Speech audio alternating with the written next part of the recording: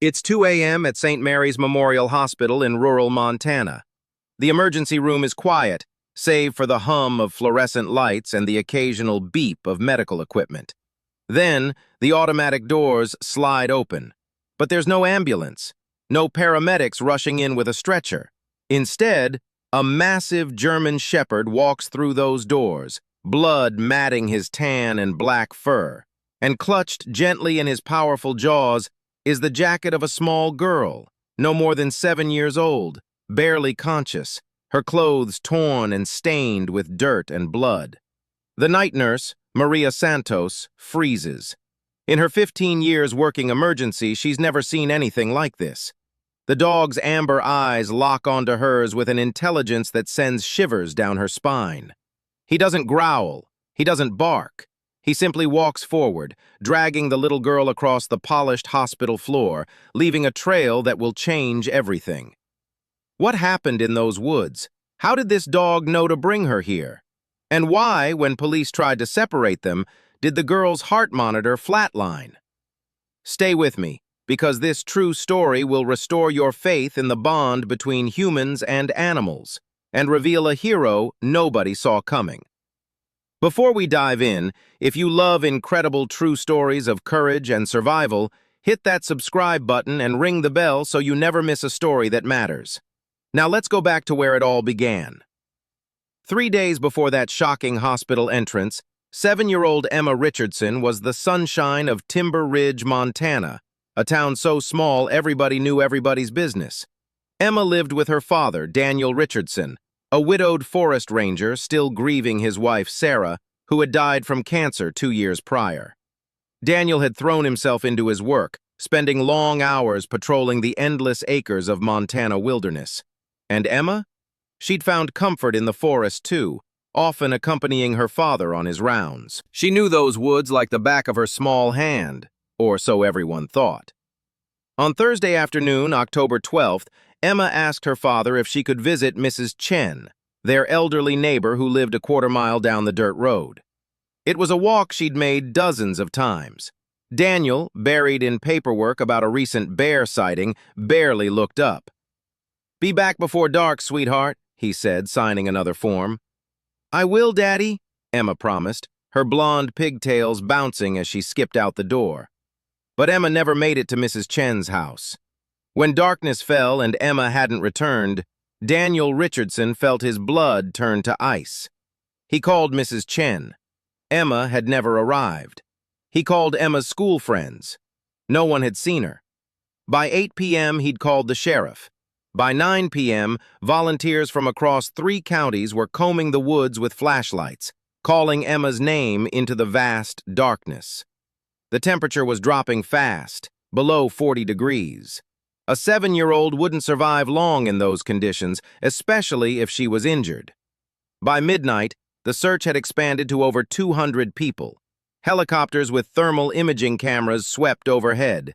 Search and rescue dogs tracked her scent to the old logging road, then lost it near Blackwater Creek, where the current runs fast and cold.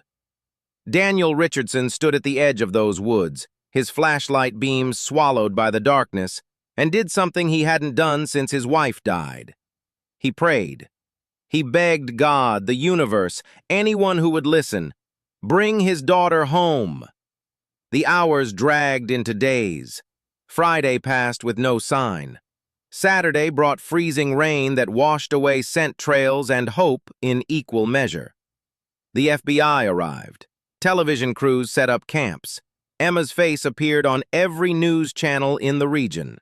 And Daniel Richardson felt himself dying inside, one agonizing minute at a time.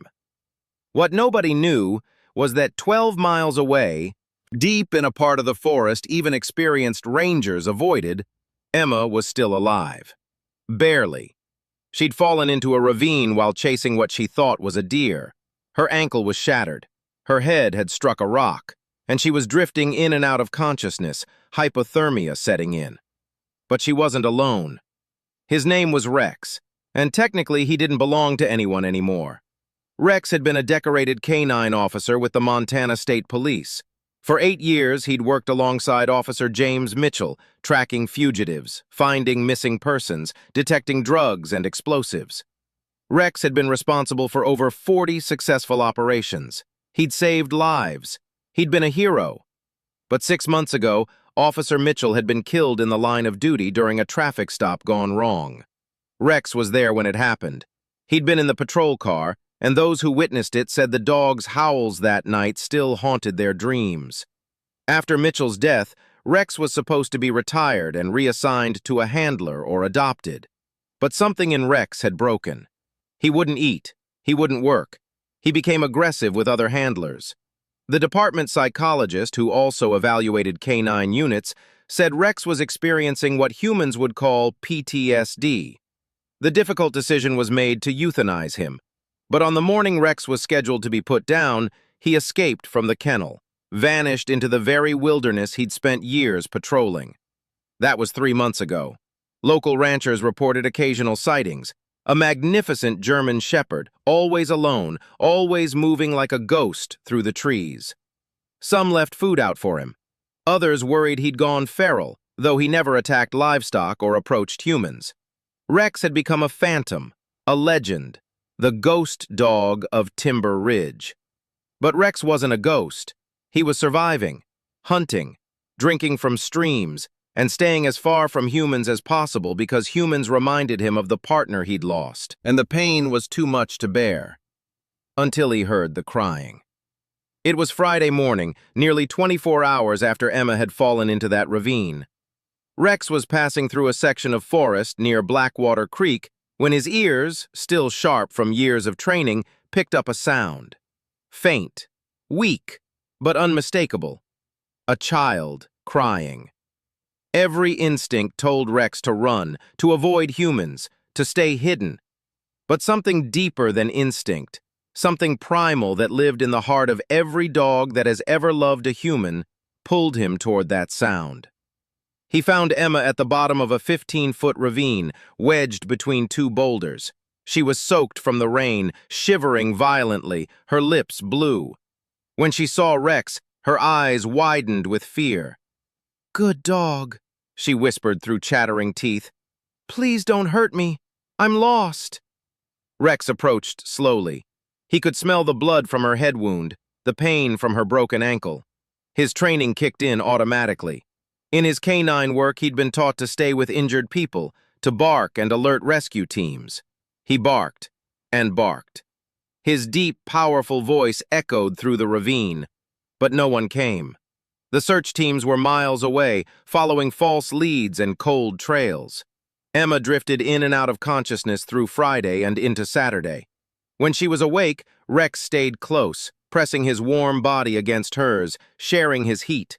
When she slept, he circled the perimeter, standing guard. He left only once to hunt. He caught a rabbit, carried it back, and laid it near Emma. She was too weak to eat it, but the gesture said everything. "You're my pack now. I won't leave you." By Saturday evening, Emma was failing. Her breathing was shallow. Her skin was gray. She'd stopped responding when Rex nudged her. The hypothermia and dehydration were shutting down her small body. And Rex, who had lost one human he loved, made a decision. If the humans wouldn't come to her, he would bring her to them. Getting Emma out of that ravine should have been impossible for a dog. The sides were steep, slick with mud and rain. Emma, though small, weighed 50 pounds. She was barely conscious, unable to help. But Rex had been trained for impossible situations. He grabbed Emma's jacket in his jaws, the thick material designed for Montana winters, and he pulled. Inch by inch. His paws scrambled for purchase on the muddy slope. He slipped, fell back, tried again. His muscles screamed, his paws bled. But 8 years of training, of never giving up on a mission, drove him forward. It took him over 2 hours, but Rex dragged Emma up and out of that ravine. Now came the harder part. He was 12 miles from the nearest town, and Emma needed a hospital. Rex knew where the hospital was. He'd been there dozens of times with Officer Mitchell, for community events, for canine demonstrations. Dogs have an extraordinary spatial memory, and Rex's was exceptional even by canine standards. But 12 miles through rough terrain, in the dark, dragging an injured child? Rex started moving. He couldn't carry Emma in his mouth like a puppy. She was too big, and he needed to be gentle with her injuries. So he grabbed her jacket and pulled, dragging her across the forest floor. When the jacket tore, he grabbed her sleeve. When the terrain was too rough, he'd stop, circle back, find another route. Emma was barely conscious, moaning softly, sometimes calling for her daddy. Each sound strengthened Rex's resolve. They moved through the night. Rex navigated by instinct and memory, choosing old logging roads when he could, avoiding the areas where the underbrush was too thick. He moved with purpose, with determination, with a fierce protective energy that would have made Officer Mitchell proud. Several times they crossed paths where search teams had been. Rex could smell them, dozens of humans, their scent trails everywhere. But they were gone now, having given up these areas. The search had moved north, following a tip that would prove to be wrong. When Emma stopped breathing once, Rex dropped her jacket and nosed her roughly, licking her face until she gasped and coughed. He wouldn't let her give up. He wouldn't let her die. As Sunday night fell, nearly 4 full days after Emma's disappearance, they emerged from the forest onto Highway 89. The hospital was only 3 miles away now. Rex could have made it in 30 minutes on his own. With Emma, it took him 2 more hours. Cars passed them on the highway. Some people saw the dog dragging something and just kept driving, assuming it was roadkill. One person slowed down, saw the situation, and immediately called 911. "There's a dog on Highway 89, the caller said, his voice shaking. I think he's dragging a child. Please hurry." But Rex didn't wait.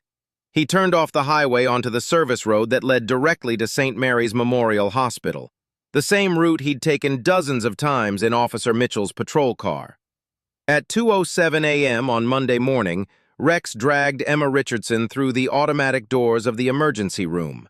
And that's when night nurse Maria Santos looked up from her computer and witnessed something she'd later describe as either a miracle or a ghost.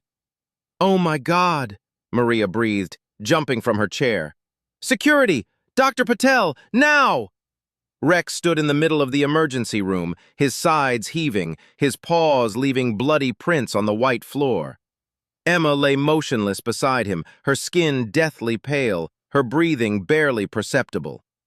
Dr. Sanjay Patel burst through the doors, took one look at the situation, and his training overrode his shock. "Get her on a gurney! Someone grab that dog!"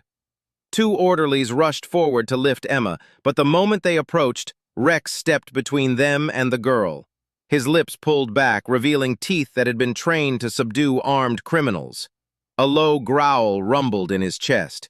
"Easy, boy," Maria said softly, holding up her hands. "We want to help her. We need to help her." Rex's ears flattened. He'd brought Emma here because humans could save her, but his protective instincts, sharpened by trauma and 3 months alone, wouldn't let strangers near her. It was a standoff. Every second counted. Emma's life was slipping away.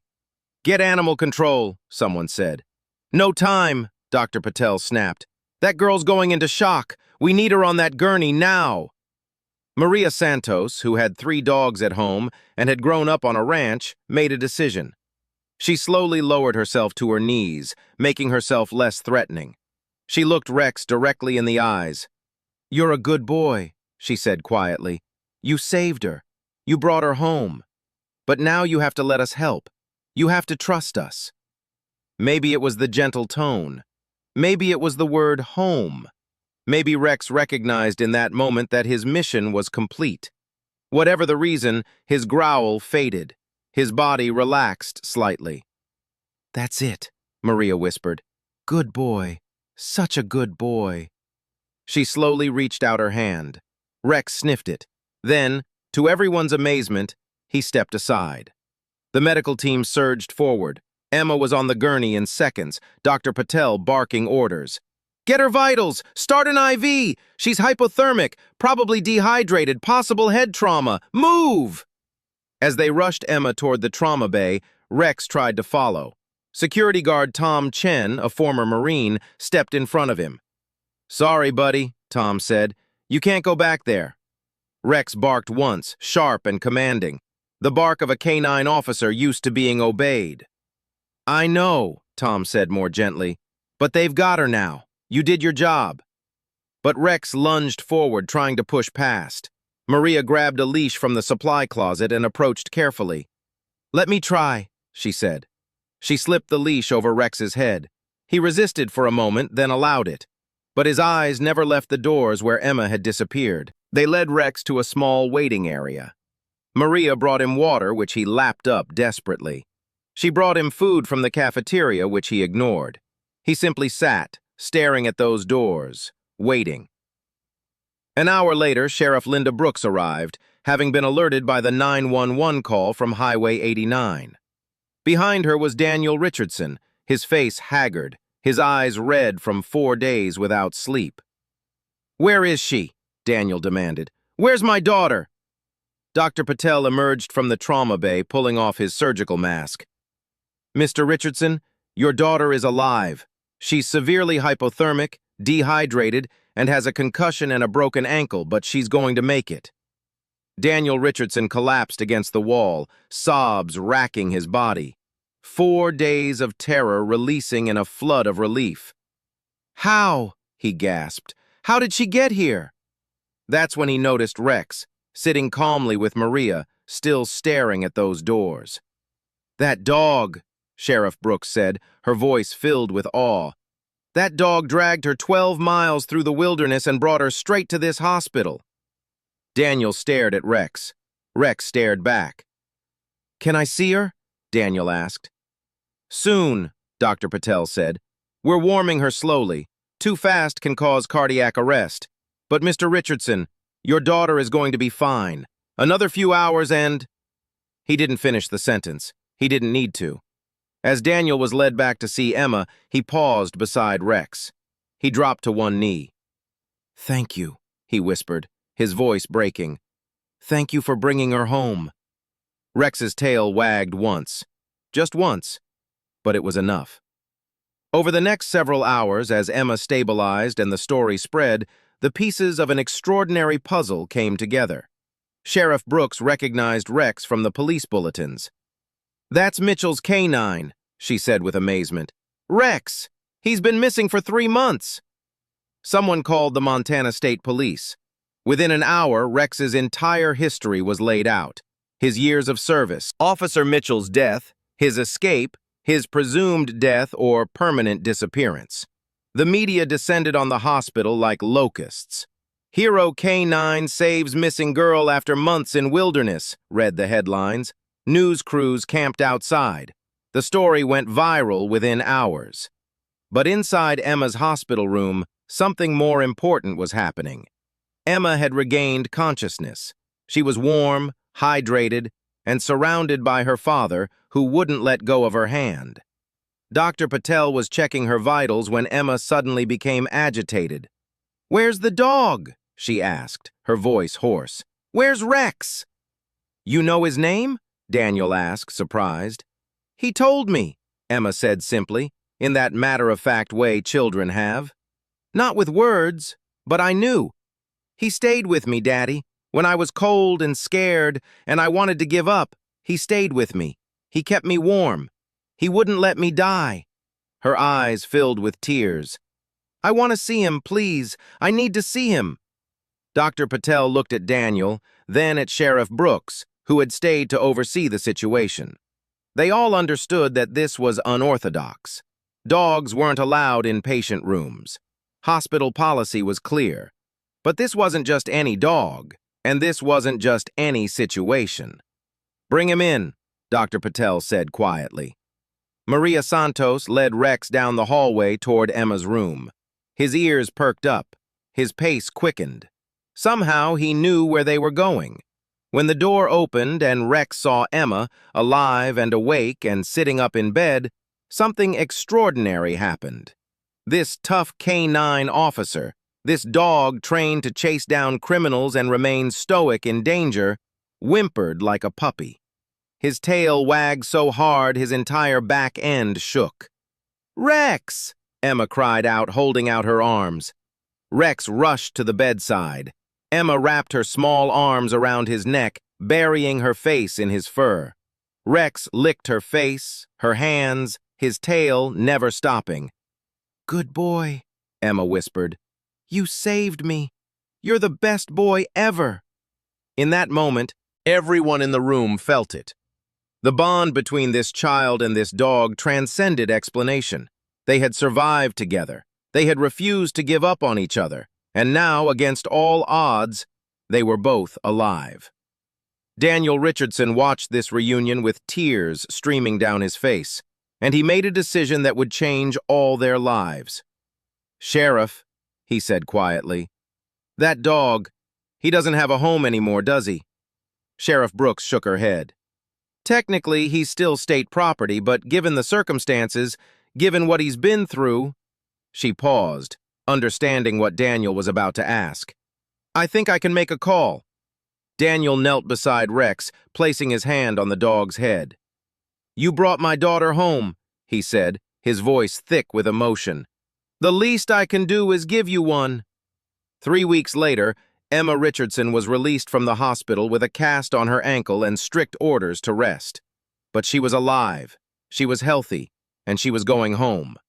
Rex was waiting in the parking lot with Daniel, who had spent those 3 weeks navigating paperwork, making calls, and officially adopting the canine officer who had saved his daughter's life. The Montana State Police held a small ceremony in the hospital courtyard. Captain Michelle Torres presented Rex with a formal retirement and a Medal of Valor, the highest honor the department could bestow on a canine officer. "Rex," she said, her voice carrying over the crowd of news cameras and well-wishers, "you served with distinction for 8 years. You saved lives. You never gave up on a mission. And when you lost your partner, when everyone thought you were lost yourself, you proved that true heroes never stop being heroes. You found Emma Richardson when over 200 searchers couldn't. You kept her alive through freezing temperatures and impossible odds. And you brought her home." She pinned the medal to a special collar. "It is my honor to officially retire you from service and release you to your new family. Thank you, Rex. Your watch is ended." Rex, now wearing his medal, stood calmly beside Daniel and Emma. Emma's hand rested on his head, where it seemed to naturally belong. The crowd applauded. News cameras captured the moment that would be replayed on every major network. But for Rex, none of the ceremony mattered. What mattered was the little girl beside him, alive and smiling. What mattered was the man who had given him a home and a purpose again. What mattered was that he had found, after months of pain and isolation, a new pack to protect and love. As the family drove home, Emma in the back seat with Rex's head in her lap, Daniel looked in the rearview mirror at this unlikely pair. The little girl who had survived the impossible, the hero dog who had refused to let her die. "Dad," Emma said softly. "Yeah, sweetheart? I'm going to be a search and rescue person when I grow up, like Rex, so I can help people the way he helped me." Daniel's eyes misted over. His daughter, who had been lost and afraid, was already thinking about how to help others. "I think that's a wonderful idea, Emma," he said, "and I think Rex will help you train." Rex's tail thumped against the seat, not because he understood the words, though maybe he did, but because he understood something deeper. He was home. He was needed. He was loved. The forest ranger's cabin on the edge of Timber Ridge had been a lonely place for 2 years, filled with the ghosts of grief and loss. But that day, as Daniel Richardson pulled into the driveway with his daughter and their new dog, it became something else. It became a home again. Emma recovered fully. Her ankle healed. The nightmares faded, especially with Rex sleeping beside her bed every night, a guardian who would never let anything harm her. Daniel Richardson returned to his work as a forest ranger, but now Emma often accompanied him on his rounds, with Rex running ahead, exploring the woods that had nearly claimed her life, but had instead given her a lifelong friend. And Rex? Rex had been given what every retired soldier, human or canine, deserves after years of service: a peaceful life, a loving family, and the knowledge that his sacrifices had mattered. On quiet nights, when Emma would wrap her arms around Rex and whisper, "Thank you," into his fur, Rex would close his eyes contentedly. He had lost Officer Mitchell, his first partner, his first family. That pain would never fully disappear. But he had found something new: purpose, love, a reason to keep going. Sometimes the greatest heroes are the ones who save us when they themselves are broken, who find strength they didn't know they had when someone else needs them more than they need to grieve. Rex had been a ghost dog, lost and alone in the wilderness, when he heard a little girl crying, and in saving her, he had saved himself. That's what heroes do. They show up when everything seems lost. They refuse to give up when giving up would be easier. And they prove time and time again that love, loyalty, and courage can overcome any darkness. Rex never knew he was a hero. He was just a dog who had found his person and brought her home. But to Emma Richardson, to her father, and to everyone who heard their story, Rex was something more. He was proof that even in our darkest moments, even when we think we're alone and lost and no one is coming, somewhere out there, a hero is already on their way.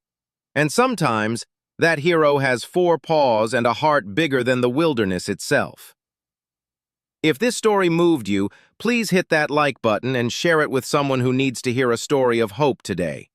And remember to subscribe so you never miss another incredible true story. What would you name a hero dog if you could adopt one? Let me know in the comments below. Thanks for watching, and I'll see you in the next video.